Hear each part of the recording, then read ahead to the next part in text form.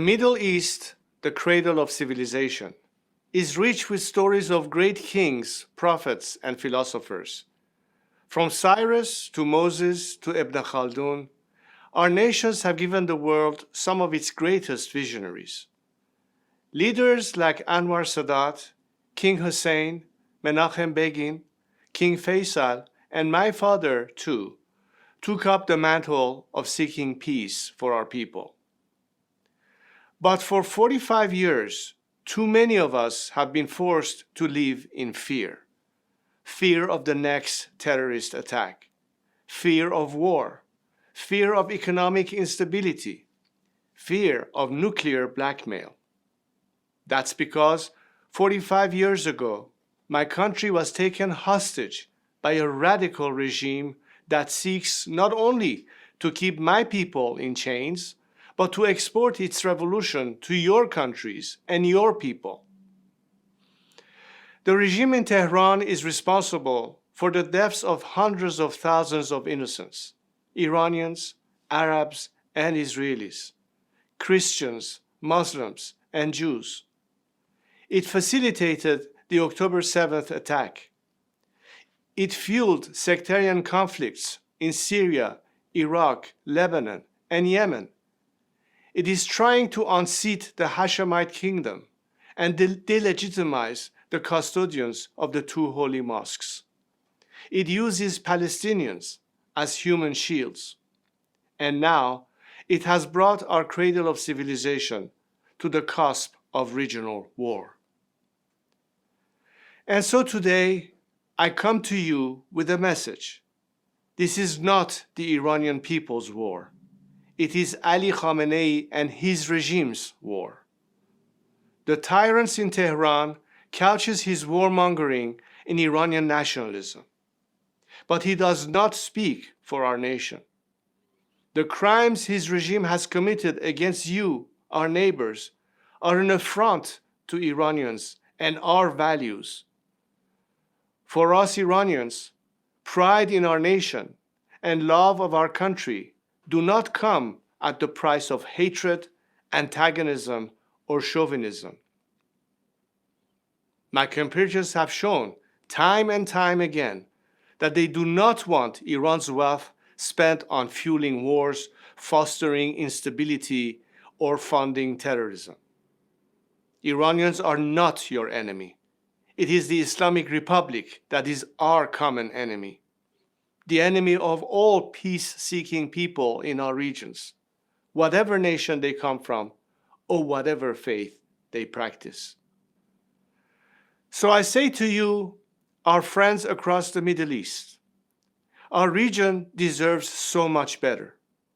But in order to succeed, first, this regime that has held us hostage for nearly half a century must go. The Middle East is all too familiar with turmoil and upheaval. So I know you might fear change will bring chaos, but fear not. We will not allow a power vacuum to follow the collapse of this regime.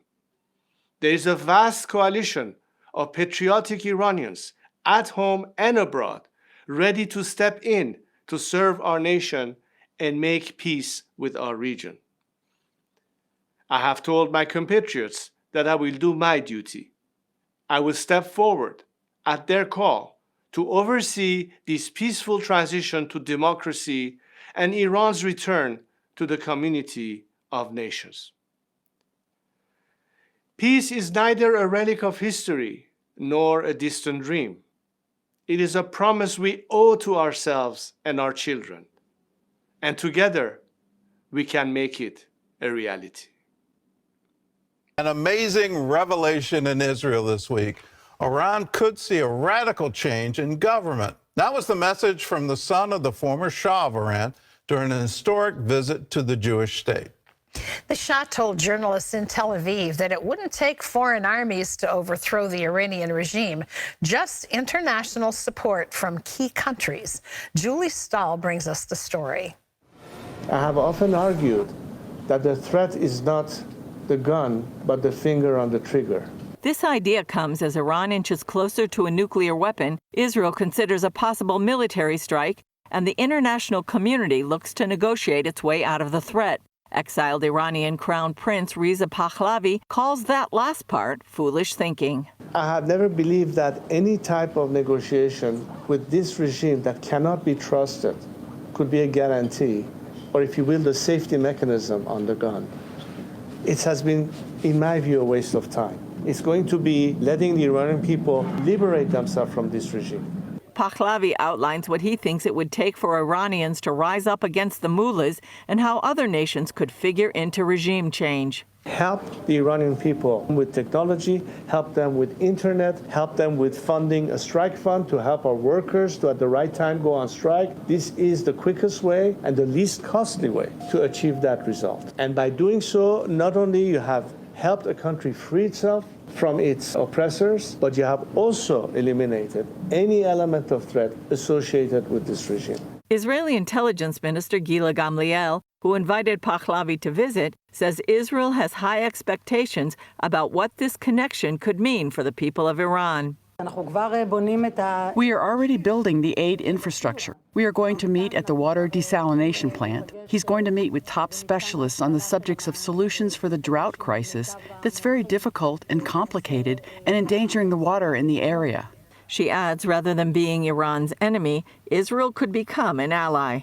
We are going to make available technological knowledge of the state of Israel to show the continuing potential, to show the immediate realization. That is, it's the vision of the Crown Prince to show another Iran that can give the answer to their population in the best way. Pahlavi points to the Abraham Accords and its impact on relations between Israel and regional Muslim states.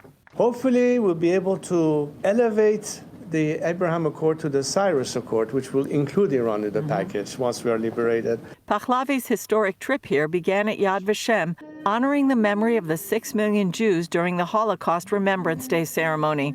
He then prayed at the Western Wall, met with Prime Minister Benjamin Netanyahu, and visited Rabbi Leo D., whose wife and 2 daughters died in a recent terror attack. Pahlavi says the Iranian people have a belief that's opposite of the country's hostile regime. They are thrilled by the fact that I have had an opportunity, not just as of myself, but on their behalf, to spread the message of how, contrary to this regime, they have no antagonism to any nation or any faith, but quite the contrary. He says their vision of strategic and powerful relations dates back to biblical times. When I was at the Wailing Wall, the remnants of what Cyrus the Great contributed in rebuilding the temples is still there for all to see. It's a testimony of how valuable and how durable this relationship should be. Julie Stahl, CBN News, Tel Aviv, Israel.